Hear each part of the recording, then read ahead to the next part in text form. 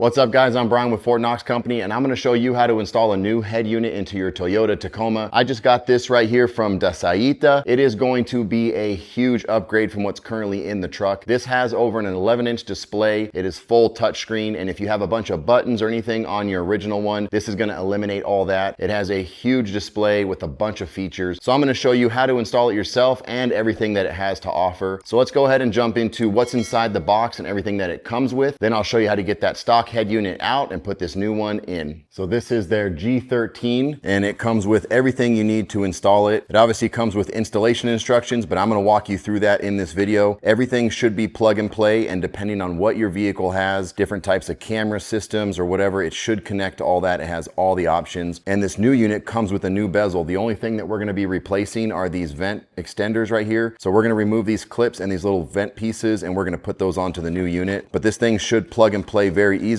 Also, if you have any technical support, you can go ahead and scan these QR codes. They're really good at getting back to you with any help. Full manual, because this has so many different features. You can really customize this. It has like an Android platform, but obviously it works with iPhone and CarPlay and all that inside your vehicle. So I would recommend going over this if you want to do a lot of custom features. I don't have any type of crazy sound system, so I'm not going to have to worry too much about the audio connections, but you can adjust every kind of feature in here. There's all kinds of apps and stuff, but this thing has so many features. I'd recommend reading over this to see what you can get out of the whole unit. But let's go ahead and open this up. And inside we have two different packs of wiring accessories. This is what allows everything to be plug and play. It's going to plug right into all your factory plugs that are inside the dash. It also comes with some of these pry tools so that we can remove anything without causing any damage, because there will be some plastic clips that we need to switch over. It comes with these, and I also like saving these because if you're ever doing any mods on your car, you can keep these and they come in very handy. And this right here is going to be our new head unit and bezel. I opted for the all black bezel, but you can also get this in a silver, but I like to go with the all black because it's going to match my interior. This is going to be the full screen edge to edge, and you can see here on the back, this is much smaller than what we have in the factory. The factory is a big old square unit. This one is a lot more condensed and a lot more updated, but a real clean look. And I like that they still have the knob right here for the volume. That's something that I've heard a lot of people like. They like that it still kind of has that touch so you can turn the volume up. But again, this will connect to any controls that you have on your steering wheel as well. So full touch display, but you still got this right here. That's super cool. But this is a really clean look. And then also you'll see I have a mount that goes along here on my dash. It is a bullet point mounting system. There's plenty of room to install that. So I'm going to show you how to install this, but I will be transferring over my phone mount as well. This is actually a larger surface to get that installed. So this is a look at our original setup. The new screen is going to be much larger. It's going to eliminate some of these buttons, and I've seen some of the other models. They have all these touch buttons here. It's going to eliminate all that. And this is what I was talking about right here, this mounting system. The top of the new head unit is going to have a little bit more room, so I'll be able to switch this over. I'm going to first focus on installing the new one. Then after I get everything plugged and working, I confirm it's all hooked up the way I want. Then I'll go back and put this and transfer it over. But let's go ahead and get this original setup out of here. So to remove this, if you've never done it before, this is held in by a bunch of clips, and we can pretty much just pull from the sides. I usually don't need to use any tools for this, but just with your hands, you can pull off the dash and it comes off just like that. And it's all the way around. This whole piece will come out, and then there'll obviously be some wires connected to the back of the head unit. So we're gonna pop this out. So once we get this off, you can see here, we're gonna be replacing these vents, and we're also gonna be replacing these red clips. And then later on, I'll come back in here and I'll replace this right here. This is my mount. It comes with the little screws and bolts that we'll drill through, but we're gonna do that afterwards. And then right here on the head unit, we're gonna have 4 10mm bolts that we're gonna remove, and this head unit will come right out. So now we got all 4 bolts removed. We can pull this straight out. Like I said, this is much larger. The new one is gonna be way smaller. And if while you're pulling this out, you feel like it's restricted, look in the back right here. What I noticed is this gray cable has a hook that it's supposed to sit in, and that will not allow it to pull out as far. So don't yank on it. Get this out of that hook, and then it allows the unit to come out so we can start removing these plugs. The way that we remove these plugs, you just push down and pull out, and then don't worry too much about where they came from, because all these will be a direct plug-in for the new unit. So we just push the top of these and remove them all out.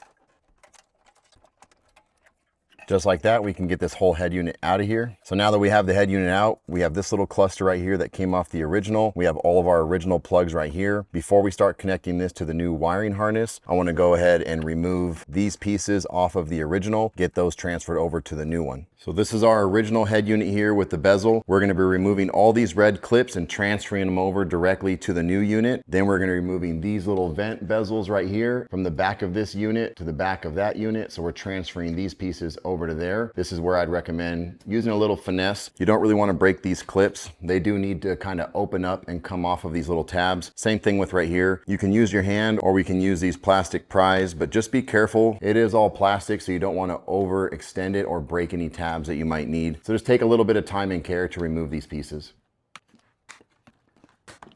Just remember, we are going to be transferring both of these over to the new one. So this is kind of like a two-piece setup. Spins inside here. There's just these 3 tabs around the outside. And all I did is I took this little pry and I just lightly pressed against these tabs and it allowed it to kind of wedge out slightly. I did that to all 3 and it came out. And for these red tabs, you can see they look kind of like a V. They need to be split on both ends so that they can kind of come off. So I'm trying to get underneath both edges just lightly and they come right off the tabs. Now we're going to transfer all these onto the new head unit. And all these red clips just push right down onto the same locations as they were on the other one. Now we have everything replaced over here. We can check these vents. Everything works like it should. Next, I'm going to connect the wiring harness to the truck and then from the truck to the head unit. So now that we got everything transferred over, I know this is where a lot of people get very overwhelmed. There are several different cable clusters, and what I'm going to do is I'm going to plug them into the back of the new unit. It's nice because even though there are several clusters, they only fit into certain spots. There are some features that I'm not going to use, like the USB or the SIM card. I may not add that in. I may or may not route my microphone through the pillar and put it up by the top of the windshield. These are things that are all explained in the instructions here if you want to do that and you want to install it that way. I may not do that here. I usually don't use those features, but I'm going to show you. I'm going to plug in everything here so I know that everything that it came with is plugged into where it needs to go. Then I'll go from there and start correlating those plugs to what my truck actually has, because there will be some that you may not use depending on what kind of stereo system you have. You may be using some of those accessory plugs. I don't have an upgraded stereo like speakers or amplifiers, so I already know there's going to be some plugs that I'm not going to be using, but I want to make sure that everything that it comes with that needs to be transferred onto this is going to go here first. Then I'm going to bring that over to the truck, and the truck has a lot less plugs, so whatever needs to be connected here I'll do first. So one of the first ones, looking at it right here, again, only one size. This goes into that plug. It's the only size that it would actually fit into. This is going to be a cluster of different audio plugs, like it says subwoofer, front left, front right. It has all the speaker features. I do not need to probably use any of these other than maybe the cam in. If you have 360 cameras, this thing will work. If you have just the rear camera like I do, it'll work as well. The only thing I've seen people do is, depending on which audio plug in, you may have to plug it in and then turn the vehicle on to see and make sure that it's working correctly. So a little trial and error before we push it all back in. But the only thing I've seen people really have to kind of switch around is which camera plug they're going to be using. This next one here with this big red box goes right here. Again, the only size that actually fits there. And then this has some of the plugs that will be going into the truck. So I know that the truck will connect to these ones. This right here is my little Wi-Fi antenna, so I can remove this red cap and screw this one down. One of the ones that I'm not going to be using is this brown one, which is for the USB connections. That goes over here in this top right corner. I'm not going to be using that, but this does have those USB connectors, and it has different extensions and adapters with a lot of cable that you can run to a location inside your car. But I'm not going to be using that, but that would normally go right up here in this top right corner. Here's the one thing that I think a lot of people might be confused about. If you have these two types of head units, which mine's right here, we're going to be using this cluster, and it has, the way I distinct it, is 2 yellows off of this cluster. It's a very large cluster. If you have this type of head unit, you're going to use a cluster that has 1 yellow. So you're going to get 2 different big clusters, and the biggest difference that I could see is that one has a yellow, and then this one technically has 2 yellows off of this whole cluster. What confused me is that one of them came with this red box attached to it, and the other one did not. So I was thinking they were 2 different ones, but in these pictures it shows the red box. Whichever cluster you decide to go with, 2 yellows for these head units or a single yellow for this unit, you want to transfer that red box over make sure that it is in either cluster. So this is transferable between the two different units. So this red box disconnects just like this little plug right here on the back. You disconnect this plug and then it would go over here to this unit and it will plug in right here. So that way you can use the red box on either one. So now that I've kind of identified that, I'm not going to be using both of these clusters. I'm going to be using the one that has two, and then it also explains which yellow you should be using. It comes off of this one or this one. Based off my diagram, it says the yellow that comes off of this larger fat white box is connecting to the single yellow over here. We're still using the blue right here. We have our radio plugged in. This comes over from the radio. We have our Wi-Fi screwed in up here. Like I said, I'm not going to be using the USB, but that's something that plugs in up over here. So that's where I think a lot of people may get kind of lost or confused, is make sure that you have this red box on whichever cluster you're going to be using. And then you can see on the diagram, this large square, not the white smaller one, that's going to be where I connect my yellow. For other things like the 4G, that goes up here where it's labeled 4G. This is where I have my antenna. I'm not going to be using some of these plugs. There are a couple other little ones that you'll do for the microphone, but again, I don't really want to plug this in and then feed this through the vehicle. So I'm going to look inside there and see if I can feed this wire through, get it to the back of the unit where I want, get it through that opening, and then connect it to the head unit. Once I have this in the area where I want to secure it, it does recommend in these pictures maybe doing it on the passenger side door. So I may have to run it behind the glove box, and I don't want to have it all screwed in and have to undo it. But this is where I think a lot of people may get lost. Hopefully that helps you guys out. So now we're ready to start connecting this to the truck.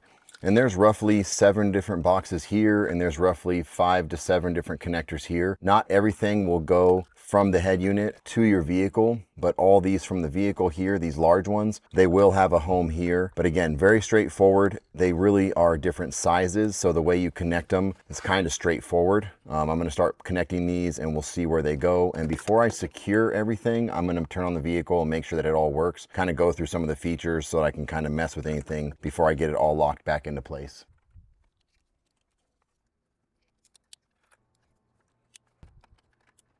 So what I noticed is the vehicle has a couple of these plugs right here that look like they go to some type of antenna, or looks like an antenna or a microphone. What I have here on the back of the unit is something very similar, but it's blue and it correlates here. And this is actually like a GPS antenna. So I'm going to use the one that it came with, and I can install this in a location in my truck as well. So this is something I might feed through my dash. But this blue connector goes to the back of this head unit, the new one, and that is for the GPS. So there are going to be a couple items back here that doesn't look like it's going to connect, but something that's married up to it is right here, and this is for the antenna. So I see this antenna connection, and then I have these different connections right here. So I have 1, 2, 3, 4. This one doesn't look like it has a home. This one doesn't look like it has a home either. So again, depending on what your car has and the features, you may not use all of them, but I was able to match up 4 of these right here, as well as my antenna, and then I should be good to go. So I'm gonna start with this. One thing you do wanna do is make sure that you ground this unit. So find a bolt just inside here. There should be one in the back. I can screw this down to make sure that my head unit is grounded. I'm gonna then turn it on and I'll start to see how this thing works. Let's go ahead and start it up.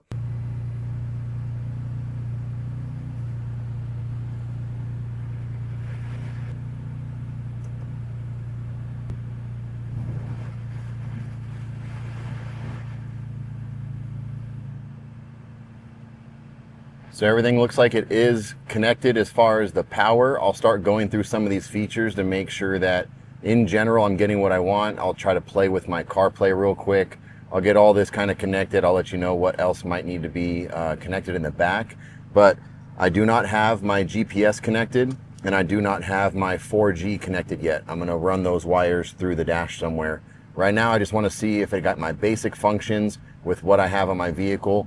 My truck is an SR5. I don't have all the premium stuff. I do have some of these steering wheel controls, so I'm gonna kind of play with that and we'll see where we can go from there. So it looks like everything was successful on my first try. I started playing with all this and already figured out how to get it connected, but you can go through here, hit your Bluetooth, you can connect it to whatever Bluetooth device is. I got it connected to my phone. It'll tell you that the pin is 0000 by default, and it'll tell you that it's called Car Kit, but you can also customize the name, so you can name your connection however you'd like. Obviously this is our full menu. We can connect to different Wi-Fi Wi-Fi. And once I plug in my antenna, I can get all that connected. Maybe I can even connect it so that when I pull up into the house, it recognizes the local Wi-Fi, get any updates or whatever I need. But this thing is pretty much like a full tablet or computer system in your vehicle. The touchscreen is very responsive. It's no lag. Everything is really cool. I still have the screen protector on there now, but I am super impressed just with playing with this for just a couple minutes. I didn't even really look at the instructions. I just kind of started pressing through this. And I don't know if it's just me, but the audio sounds crazy clear. I started playing one of my podcasts and it started playing automatically once I connected my phone. These are some of the apps that I guess are already on here. I don't know if it's mirroring my phone, but I connected the CarPlay. It just automatically did it. And I'm thinking that it's showing some of the stuff on my phone. Now, if I scroll left one more time, it goes into my maps. It shows the GPS on the vehicle. And one of the things I really like is normally I'm just listening to like a podcast in the car. You could even watch videos on here if you want to, YouTube and all that. With the maps, sometimes I just want the full screen to be the map. And my original stock unit always tried to do a 50-50 screen or it would go back. I can have this thing just on the map and have a huge view of all the surrounding streets. So not only with the larger screen, but this allows you to keep it the way you want the screen to be. All kinds of customization. You can jump into all these apps. I can do stuff within the phone, but I like that I can just hit the screen, go right back to it, jump onto something, go into phones, go into all these other features. You could do your food apps, whatever it is, your calendar. This thing is really cool. But right now with just those 4 or 5 connections in the back and not even having my 4G plug or anything in, this thing is already working exactly the way that I would want. And of course, I can't forget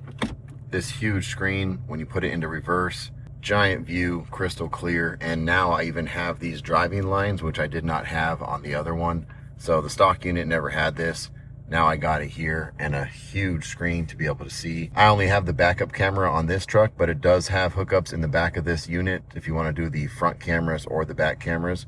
And then when you put it back into park, it jumps right back into whatever menu you were on. Then you can jump back into doing what you're doing. That's pretty much it, guys. I hope you enjoyed the video and I hope you like this install. I think it is a huge upgrade for the Tacoma. Dasaita, it makes some really cool head units. I have one in my other vehicle and I think it's a really cool upgrade there. And now a couple years later, I'm putting one in this Tacoma. It is super sick, really cool big screen, very nice with the touch screen. In the older models or some other brands, I've seen that there's a delay or it kind of feels a little cheap. This does not feel cheap and I like that it's made with the whole bezel so it looks like it came from the factory. So if you have any questions, leave them for me in the comments below. I have links for these units in my description, so make sure you click on that. Check them out as well. I'll throw their website on there, and if you have any other questions, you can find it on there. Hit me in the comments, hit like, hit subscribe, and thank you again for watching. I'll see you on the next build.